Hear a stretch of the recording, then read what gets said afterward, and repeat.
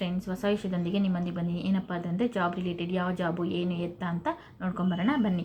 ಕರ್ನಾಟಕ ರಾಜ್ಯ ಸರ್ಕಾರ ಗ್ರಾಹಕರ ಮಹಾಮಂಡಳಿ KSCCFನಲ್ಲಿ ಬಂದುಬಿಟ್ಟು ವಿವಿಧ ರೀತಿಯ ಹುದ್ದೆಗಳು ಇದೆ. ಆಸಕ್ತಿ ಇರೋರು ಹೋಗ್ಬಿಟ್ಟು ಅಪ್ಲೈ ಮಾಡಬಹುದು. ಕ್ವಾಲಿಫಿಕೇಷನ್ ಏನು ಬೇಕು, ಆನ್ಲೈನ್ ಅಪ್ಲಿಕೇಶನ್, ಅರ್ಜಿ ಶುಲ್ಕ ಎಷ್ಟು ಅನ್ನೋದನ್ನು ತಿಳ್ಕೊಂಬರೋಣ ಬನ್ನಿ. ಪ್ರಥಮ ದರ್ಜೆ ಸಹಾಯಕರ ಹುದ್ದೆಗಳು ಬಂದುಬಿಟ್ಟು 10 ಹುದ್ದೆಗಳು ಖಾಲಿ ಇದೆ. ವಿದ್ಯಾರ್ಹತೆ ಬಂದುಬಿಟ್ಟು ಪದವಿ ಪಡೆದಿರಬೇಕಾಗತ್ತೆ ಮತ್ತು ಕನ್ನಡ ಹಾಗೂ ಕಂಪ್ಯೂಟರ್ ಜ್ಞಾನವನ್ನು ಹೊಂದಿರಬೇಕಾಗತ್ತೆ.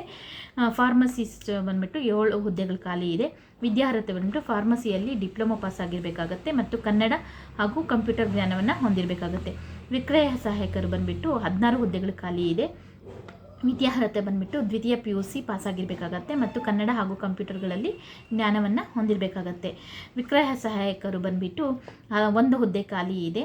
ವಿದ್ಯಾರ್ಹತೆ ಬಂದುಬಿಟ್ಟು ದ್ವಿತೀಯ PUC ಪಾಸ್ ಆಗಿರಬೇಕಾಗತ್ತೆ, ಕನ್ನಡ ಹಾಗೂ ಕಂಪ್ಯೂಟರ್ ಜ್ಞಾನವನ್ನು ಹೊಂದಿರಬೇಕಾಗತ್ತೆ. ಒಟ್ಟು ಹುದ್ದೆಗಳು ಎಷ್ಟಂತಂದರೆ 34 ಹುದ್ದೆಗಳು ಖಾಲಿ ಇದೆ. ವಯಸ್ಸಿನ ಮಿತಿ ಬಂದುಬಿಟ್ಟು 18ರಿಂದ 35 ವರ್ಷ. ಮೀಸಲಾತಿಗೆ ಅನುಗುಣವಾಗಿ ಸಡಲಿಕೆ ಇದೆ.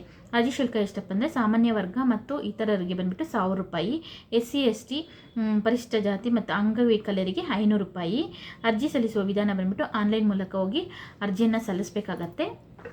ನೇಮಕಾತಿ ವಿಧಾನ ಬಂದುಬಿಟ್ಟು ಸ್ಪರ್ಧಾತ್ಮಕ ಪರೀಕ್ಷೆ ಮತ್ತು ಸಂದರ್ಶನದ ಮೂಲಕ ನಡೆಸಿ ನೇಮಕಾತಿಯನ್ನು ಮಾಡಿಕೊಳ್ಳಲಾಗುತ್ತದೆ. ಅರ್ಜಿ ಸಲ್ಲಿಸಲು ಕೊನೆಯ ದಿನಾಂಕ ಬಂದುಬಿಟ್ಟು 14/9/2025.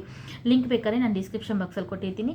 ಆಸಕ್ತಿ ಉಳ್ಳವರು ಹೋಗ್ಬಿಟ್ಟು ಅಪ್ಲೈ ಮಾಡಿ. ಈ ವಿಡಿಯೋ ಇಷ್ಟ ಆದರೆ ಲೈಕ್ ಮಾಡಿ, ಶೇರ್ ಮಾಡಿ, ಕಮೆಂಟ್ ಮಾಡಿ, ನಮ್ಮಂತವನ್ನು ಪ್ರೋತ್ಸಾಹಿಸಿ ಅಂತ ಹೇಳ್ತಾ ಈ ವಿಡಿಯೋ ಮುಗಿಸ್ತಾ ಇದ್ದೀನಿ. Thank you for watching. Take care. Bye bye.